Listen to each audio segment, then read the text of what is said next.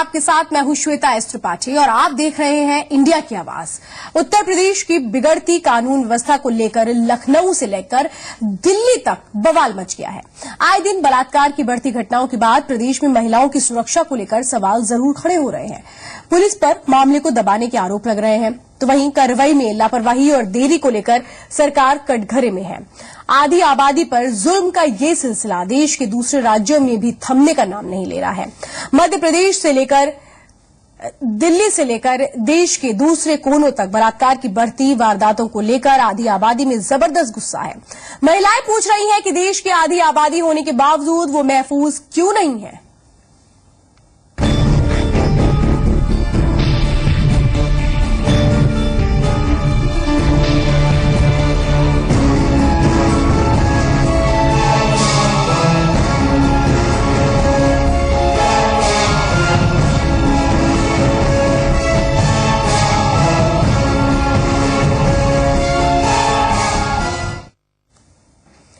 आधी आबादी पर जुल्म का सिलसिला थमने का नाम नहीं ले रहा है। कुछ तस्वीरें हम आपको दिखा रहे हैं, क्या स्थितियां हैं महिलाओं के साथ हो रहे अत्याचार की कहानी बयां कर रही हैं ये 8 तस्वीरें। उत्तर प्रदेश की बदायूं की घटना, जहां 2 बहनों की बलात्कार के बाद हत्या कर दी गई। आजमगढ़ में भी नाबालिग से गैंगरेप का मामला सामने आया। वहीं इटावा में भी बलात्कार की घटना के बाद पुलिस पर मामले को दबाने का आरोप लगा। एमपी में भी महिलाओं पर अत्याचार की कई घटनाएं सामने आई हैं। विदिशा, रायपुर, कोरिया, छतरपुर, जबलपुर की ये तस्वीरें आप देख रहे हैं। कहीं किसी मासूम की रेप के बाद हत्या कर दी जाती है, कहीं रेप के बाद जिंदा जलाने की कोशिशें हुई हैं, जो बहुत ज्यादा दुखद भी है। और सवाल यही उठाता है कि आखिर कानून व्यवस्था कहां है प्रदेश में। और बीएसपी नेता स्वामी प्रसाद मौर्य क्या कह रहे हैं कानून व्यवस्था, वो सुनते हैं। ऐसे पुलिसकर्मी जिनकी अपराधियों से मिली भगत रही, जिनकी बलात्कारियों से सांठगांठ रही, उनको भी बलात्कारियों की ही सजा अपराधियों की जैसी ही दी जानी चाहिए और उनकी भी गिरफ्तारी करके उनको भी बलात्कारी के रूप में फांसी की सजा सुनाई जानी चाहिए। क्योंकि ये सारे के सारे अपराध समाजवादी पार्टी सरकार के संरक्षण में हो रहे हैं, इसलिए इस सरकार से न्याय मिलना संभव नहीं है।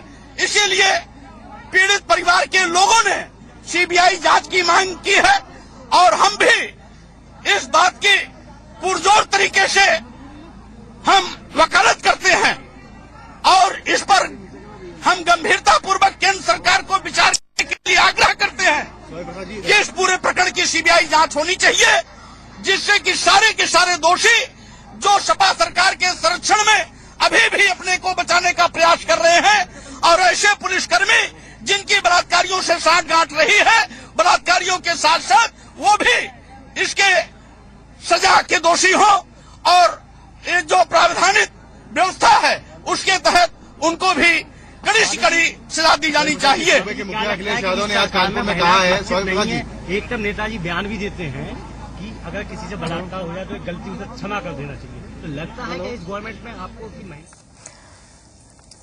तो बीएसपी की तरफ से लगातार प्रतिक्रियाएं आ रही हैं। मायावती ने भी राष्ट्रपति शासन की मांग की है, सीबीआई जांच की मांग की है इस पूरे मसले पर। बहरहाल बदायूं में हुई जिस गैंगरेप की घटना ने पूरे देश को हिलाकर रख दिया है, उस घटना की जानकारी सबसे पहले जी संगम को मिली थी। वारदात के बाद बदायूं से एक फोन के जरिए ये सूचना जी संगम को मिली थी, जिसके बाद जी संगम ने अपनी जिम्मेदारी निभाते हुए एक टीम वहां भेजी और उसके बाद पूरा मामला दुनिया के सामने आया।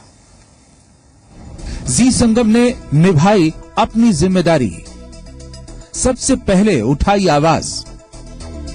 जी संगम अपने दर्शकों के बीच में एक विश्वसनीय और जिम्मेदार चैनल होने की पूरी कोशिश करता है और इसके लिए हम आम जनता के सरोकारों से जुड़े सवालों को हमेशा से उठाते रहे हैं। शायद यही वजह है कि हमारे दर्शक भी सबसे ज्यादा भरोसा हम पर करते हैं और अपने दुख दर्द में हमें अपना साझीदार बनाते हैं।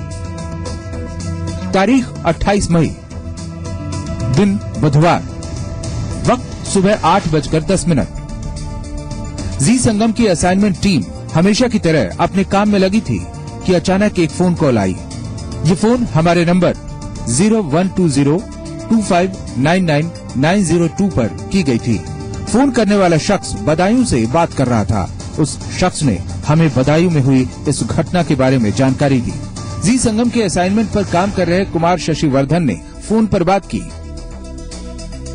ये बदायूं जिले के उसैद क्षेत्र से एक तकरीबन 8 बज के 10 मिनट पर ये फोन आया था। एक शख्स था, बहुत चिंतित था। उसने मुझे बताया कि इस एरिया में 2 नाबालिग लड़कियों को रेप के बाद पेड़ पे लटका दिया गया है। जी संगम अमूमन ऐसी खबरें न्यूज आती रहती है, लेकिन इस न्यूज को सुनकर मुझे बहुत ही हैरान रह गया। मैंने तुरंत अपने बदायूं के जो रिपोर्टर थे खालिद रियाज, उनको फोन किया और गंभीरता से लेते हुए मसले को वहां पे भेजा। तो जिस तरह उन्होंने मुझे खबर बताई कि मामला बिल्कुल सही है और उसमें एक पुलिस वाला भी इंक्लूड है, तो ये एकदम दिल दहल गया मेरा भी, और मैंने इसको ब्रेक कराया। उसके संगम ने इस खबर को उठाया और पीड़ितों की मदद की, और आज पूरा देश इस खबर को देख रहा है। ये वो दिन था जब तक पुलिस ने भी इस मामले में कोई कार्रवाई नहीं की थी। जी संगम ने मामले की गंभीरता को देखते हुए तुरंत ही अपने बदायूं के रिपोर्टर खालिद रियाज को मौके पर भेजा और सबसे पहले खबर प्रसारित की। जी संगम ने लगातार इस खबर को प्रमुखता से दिखाया। जी संगम की कोशिशों का नतीजा हुआ कि फौरन ही पुलिस और प्रशासन हरकत में आया। जी संगम ने लगातार इस खबर को चलाना शुरू कर दिया और अपने रिपोर्टर्स को इस पूरी वारदात के एक एक पहलू पर नजर रखने को कहा, जिसके बाद इस हैवानियत की वारदात का सच दुनिया के सामने आया। जी संगम एक बार फिर दर्शकों के भरोसे पर खरा उतरा है और हम वादा करते हैं कि आपसे जुड़े सरोकारों को दुनिया के सामने लाने में हम आगे भी पीछे नहीं हटेंगे। ब्यूरो रिपोर्ट, जी संगम। और आखिर कब आधी आबादी पूरी तरह से महफूज होगी, इस पर हमारे साथ दर्शकों के जुड़ने का सिलसिला शुरू हो चुका है। संजय है मुरादाबाद से एक दर्शक। संजय, क्या लग रहा है, ये सिलसिला कैसे थमेगा, किस तरह से एक्शन उठाया जाए, आपको क्या लगता है? ये मैडम, जो रोकने वाले हैं सिलसिला सरकार है। सरकार इतने नेगेटिव अपने स्टेटमेंट देती रहती है। दूसरा, पुलिस वालों पर हम जिम्मेदारी रखते हैं, पुलिस वाले खुद इसमें शामिल होते हैं। इसको रोकने को क्या महिलाएं खुद अपने आप में सुरक्षित हो सकती हैं? ये तो पुलिस को जब लगाया जाता है, जिम्मेदारी दी जाती है सुरक्षा की, पुलिस वाले शामिल होते हैं। सरकार की तरफ से हम स्टेटमेंट देखते हैं, जी कह रहे हैं कि लड़कों से गलतियां हो जाती हैं, तो इस तरह से कैसे रोक पाएंगे? ये तो सरकार के लिए जिम्मेदारी उठानी पड़ेगी इसकी। चलिए, बहुत बहुत धन्यवाद, आपने अपनी बात रखी। सवाल यही उठ रहा है कि आखिर कैसे आधी आबादी सुरक्षित होगी, जबकि सुरक्षा की लगातार बातें की जाती हैं, लेकिन ये जो बातें हैं ये हकीकत में कब सार्थक हो पाएंगी? उत्तर प्रदेश में अखिलेश राज में महिलाएं खुद को बिल्कुल सुरक्षित महसूस नहीं कर रही। अपराधी बेलगाम हैं, महिलाओं के साथ हो रहे अपराध के आंकड़े बढ़ते ही जा रहे हैं, पर सरकार है कि भरोसा देने के सिवाय कुछ नहीं कर पा रही।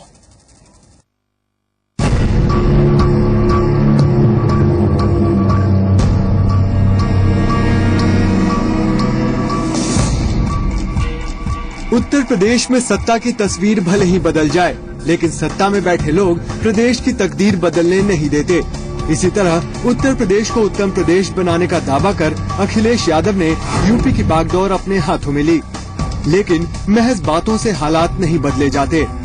कम से कम अखिलेश राज में इन तस्वीरों को देखकर तो ये कहना गलत नहीं होगा।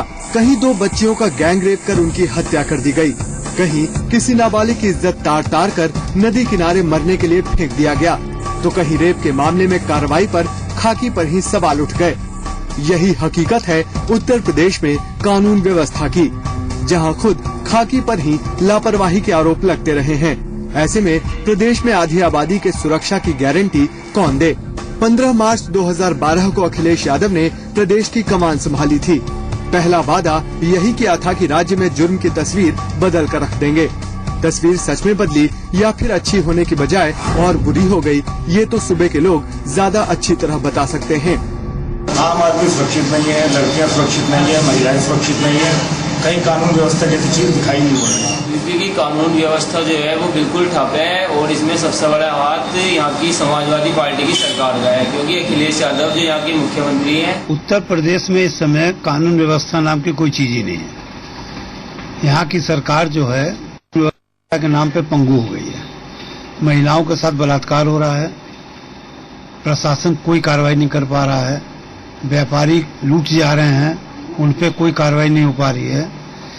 पूरी कि प्रदेश व्यवस्था जो है एकदम ध्वस्त हो गई है। किसी भी आप थाने पे चल जाइए, कहीं भी किसी भी जगह पे आप चल जाइए, आपको कोई सुनवाई नहीं है। उल्टा आप ही के ऊपर आरोप लगने शुरू हो जाते हैं। अगर एक महिला के साथ कोई गलत काम हो जाए, वो महिला अगर दौड़ करके किसी थाने पे जाए, हालांकि अब हर शहर में एक महिला थाना खुल गया हुआ है, मगर एक महिला थाना से क्या होगा? एक पीड़िता अगर किसी एक थाने पे जा करके अपनी रिपोर्ट दर्ज करवा रही है, उसकी इज्जत की धज्जियां भी खुद थाने वाले ही उड़ा दे रहे हैं, तरह तरह के भद्दे सवाल पूछ करके। जनता बेहाल, पुलिस लाचार और दरिंदों का अत्याचार लगातार बढ़ रहा है। राजधानी लखनऊ से लेकर सूबे के कई जिलों में कानून व्यवस्था का यही हाल है। वारदातें ऐसी कि रूह कांप जाए। बदायूं में दरिंदगी की ऐसी ही तस्वीर सामने आई, जहां 2 नाबालिग बहनों की बलात्कार के बाद हत्या कर दी गई और दोनों के शव को पेड़ से लटका दिया गया। मामले की जांच शुरू हुई, पुलिस पर लापरवाही के आरोप लगे। लखनऊ से दिल्ली तक बवाल मचा, तब कहीं जाकर प्रदेश सरकार की नींद टूटी और 2 सिपाहियों को बर्खास्त कर दिया गया। बदायूं हत्याकांड में पुलिस ने 4 आरोपियों को गिरफ्तार कर लिया है, लेकिन एक आरोपी अब भी फरार है। हालांकि सरकार का दावा है कि कड़ी कार्रवाई करेंगे। वो कार्रवाई चल रही है, पकड़े गए हैं और तुरंत सख्त से सख्त कार्रवाई होगी। बदायूं कांड पर हंगामा भी थमा भी नहीं था कि आजमगढ़ में हैवानियत की एक और वारदात सामने आ गई, जहां एक नाबालिग से गैंगरेप कर उसे नदी किनारे फेंक आरोपी फरार हो गए। सरायमीर थाना क्षेत्र की एक घटना, जहां 4 युवकों ने 11वीं में पढ़ने वाली एक नाबालिग लड़की को अगवा कर उसके साथ हैवानियत को अंजाम दिया। मामले में कार्रवाई कर पुलिस ने एक आरोपी को गिरफ्तार कर लिया, लेकिन बाकी 3 आरोपी अब भी कानून की गिरफ्त से बाहर हैं। वहीं यूपी के इटावा में भी रेप की घटना सामने आई, जहां खाकी पर ही लापरवाही के आरोप लग रहे हैं। पीड़ित पक्ष ने आरोप लगाया है कि उन्होंने थाने में शिकायत दर्ज करने की कोशिश की, लेकिन तब उनकी शिकायत दर्ज नहीं हुई। इसके बाद आरोपियों के परिवार वालों ने उन पर राजीनामा करने का दबाव बनाया और जब वो नहीं माने तो उनके साथ मारपीट की गई। घायल हालात में पीड़ित लड़की की मां को 25 मई को अस्पताल में भर्ती किया गया, जिसके बाद पुलिस हरकत में आई और मामला दर्ज हुआ। ये हालत है अखिलेश सरकार में कानून व्यवस्था की, जहां कोई भी महिला सुरक्षित नहीं है। सुरक्षा की तो छोड़ दीजिए, अगर आप शिकायत लेकर पुलिस के पास जाते हैं तो भी इंसाफ की कोई गारंटी नहीं है। ऐसे में यूपी में आधी आबादी खुद को सुरक्षित कैसे महसूस करे। ब्यूरो रिपोर्ट, जी मीडिया। और एक और दर्शक गोविंद हमारे साथ हैं बरेली से।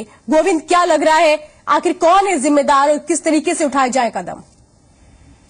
देखिए मैडम, ऐसा है जी, जब से उत्तर प्रदेश में समाजवादी पार्टी की सरकार आई है, तब से क्राइम लगातार, पहली बार नहीं हमेशा बढ़ता है। और ऐसे अपराध क्यों ना होंगे जब समाजवादी पार्टी के मुखिया, जो राष्ट्रीय अध्यक्ष है, वो केवल तुष्टीकरण की राजनीति करने के लिए ऐसा बयान देंगे, ऐसे मामलों में, ऐसे संजीदा मामलों में ऐसा बयान देते हैं कि वो ये लड़कों से गलती हो ही जाती है। तो उसी का परिणाम है, मुलायम सिंह जी ने ऐसा बयान दिया था, उसका परिणाम ये सामने आ रहा है। एक बार फिर सवाल वही उठ खड़ा हुआ है। हर बार सवाल उठता है, लेकिन उसके बाद भी वहीं आकर घूम फिर के रुक जाता है, ठहर जाता है। आगे कब बढ़ेगा, इस सवाल का जवाब कैसे निकलेगा, यही एक अहम सवाल हो गया है। हम बात बदायूं की ही लगातार कर रहे हैं। बदायूं गैंगरेप और हत्या के मामले में लोगों में काफी नाराजगी है। लखनऊ में बीजेपी महिला मोर्चा ने सीएम दफ्तर के बाहर प्रदर्शन किया और बदायूं मामले में अभी तक की हुई कार्रवाई को नाकाफी बताया है। बीजेपी महिला मोर्चा के सदस्यों से बातचीत की हमारी संवाददाता अमिता पारुल ने। बदायूं घटना के विरोध में भारतीय जनता पार्टी सड़कों पर उतर आई है और इस समय हम आपको तस्वीरें दिखा रहे हैं। ये सभी महिला जो कार्यकर्ता हैं वो इकट्ठा हुई हैं मुख्यमंत्री कार्यालय के सामने। इनका विरोध मुख्यमंत्री कार्यालय पे आकर ये जताने का और बताने का है कि महिलाओं को लेकर प्रदेश सरकार गंभीर नहीं है और यही वजह है कि ये विरोध यहाँ पर आके कर रही है। कुछ महिलाओं से बात करने की कोशिश करते हैं। ये बताइए कि किस बात को लेकर विरोध है आप लोगों का? हम लोगों के साथ बलात्कार हुआ और उनको फांसी दी गई। बदायूं में 2 नाबालिग बच्चियों के साथ बलात्कार हुआ। बलात्कार से पीड़ित परिवार के लोग थाने गए। पुलिस वालों ने कहा कि 2 घंटे बाद आइएगा। 2 घंटे बाद जब पीड़ित परिवार जाता है तो कहते हैं पेड़ों में ढूंढिए जाके। और ये जो मुलायम सिंह है, इन्होंने जो बलात्कारियों के पक्ष में बयान दिया है, उसकी वजह से इनका और भी उत्साह बढ़ रहा है। हम लोग चाहते हैं जिन्होंने बलात्कार किया है उनको तुरंत अरेस्ट किया जाए और सबको फांसी दी जाए। पुलिस अधिकारियों के खिलाफ कार्रवाई की गई है, कुछ पुलिस कर्मियों के खिलाफ कार्रवाई की गई है, उसको आप कैसे देखती हैं और क्या चाहते हैं? नहीं, वो पर्याप्त नहीं है। हम चाहते हैं उन पर सीबीआई जांच कराई जाए और उनको अच्छी सख्त से सख्त सजा दी जाए। ये आंदोलन कब तक जारी रखेंगे? मुख्यमंत्री आवास न्याय नहीं मिलेगा तब तक हम आंदोलन जारी रखेंगे। न्याय दे तब नदी गति छोड़ दे। बीजेपी की महिला कार्यकर्ता है जो बहुत में नजर आ रही है, इनका ये कहना है कि प्रदेश सरकार कोई कार्रवाई नहीं कर रही है और जो भी कार्रवाई की गई है वो नाकाफी है और ये प्रदर्शन ऐसे ही लगातार जारी रखेंगे जब तक कड़ी कार्रवाई आरोपियों के खिलाफ नहीं हो जाती है। कैमरामैन मनोज मिश्रा के साथ अमिता पारुल, जी मीडिया, लखनऊ। और एक और दर्शक है इस वक्त हमारे साथ, गौतम है चंडीगढ़ से। गौतम, क्या लग रहा है महिलाओं के खिलाफ ये अपराध कब और कैसे रुकेगा? मैडम जी, ऐसा है कि ये जब से मैं देख रहा हूँ देश की सरकार बनी है ना, तब से ऑलरेडी कभी ऐसा हुआ ही नहीं कि कभी ऐसी कोई घटना हो कि यूपी के अंदर ऐसी घटनाएं ना होती हो। इससे बढ़िया तो है कि मायावती की गवर्नमेंट थी, कम से कम महिलाएं क्या गरीब आदमी वहाँ सुरक्षित तो था। लेकिन आज के टाइम में मैं देख रहा हूँ कि जब से अखिलेश की सरकार बनी है तब से ऐसी ही प्रॉब्लम नजर आ रही है। चलिए, बहुत बहुत धन्यवाद, आपने अपनी बात रखी। सवाल अहम यही हो जाता है क्योंकि यहाँ पर प्रशासन की बहुत बड़ी अहम भूमिका होती है अपराधों को रोकने के लिए, कानून का सही तरीके से पालन कराने के लिए। लेकिन जिस तरीके से इस मामले में एक सिपाही ही लिप्त देखा गया, उसे बर्खास्त किया गया है। 2 हालांकि सिपाहियों के नाम निकलकर सामने आए थे और ऐसे में सवाल प्रशासन पर भी है। मेरठ में भी बिगड़ते कानून व्यवस्था को लेकर महिलाओं के मन में अपनी सुरक्षा को लेकर एक डर सा बैठ गया है। वो खुद को सुरक्षित महसूस नहीं कर रही हैं। क्या कह रही हैं वो सुनते हैं। उत्तर प्रदेश की कानून व्यवस्था बहुत ही खराब है। लड़कियां फ्रीली नहीं जा सकती हैं, कहीं भी मार्केट में जाती हैं तो ईव टीजिंग होती है और बहुत डिस्टर्ब रहती हैं, डिप्रेशन में चली जाती हैं लड़कियां। पुलिस का बिल्कुल भी सही इफेक्टिव रोल नहीं है कि इफ इन केस वो सामने ही देख रहे हैं कि लड़कियों को लड़के छेड़ रहे हैं, उनके पीछे जा रहे हैं, तो वो बिल्कुल भी ध्यान नहीं देते, वो इग्नोर करते हैं। रोकता नहीं जाता है किसी को, इजीली कोई भी लड़का किसी को भी कुछ भी बोलता हुआ निकल जाता है। किसी भी रोड पे निकल जाइए आप, इवन आप आबुलिन जैसी पॉश रोड पे भी निकल जाइए, वहां पर भी आप यही हरकतें देखेंगे। पुलिस व्यवस्था इतनी खराब है कि वो देख करके अनदेखा कर देते हैं, उनको कोई फर्क नहीं पड़ता है। नहीं ये देखा जाए कि कोई विमेन को लेकर सिक्योरिटी है, कोई भी किसी तरीके का भी किडनैपिंग को देखें या फिर रेप्स को स्पेशली देखा जाए कि जो विमेन के अगेंस्ट क्राइम है वो डे बाय डे बढ़ ही रहा है। सब तरह से गुंडागर्दी हो, महिलाओं से छेड़छाड़ हो, रेप हो, मर्डर हो, इतनी स्थिति खराब हो चुकी है कि ये लगता है कि जैसे हम पता नहीं कहाँ रह रहे हैं इस समय, कौन सा जंगल राज के बीच में हम आ गए हैं जहाँ कोई सेफ्टी नाम की चीज नहीं है।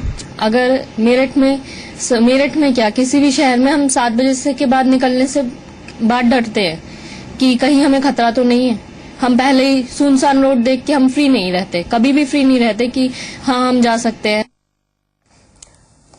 तो अभी आपने सुना किस तरीके से असुरक्षा का भाव है मन में, और ये भाव क्यों है ये भी बहुत ज्यादा समझने की जरूरत है, क्योंकि जिस तरीके से अपराध बढ़ रहा है, अगर लगाम नहीं लगाई गई तो क्या हालात हो सकते हैं इसका अंदाजा लगाना मुश्किल नहीं है। आज के लिए इतना ही, मुझे दीजिए इजाजत, नमस्कार।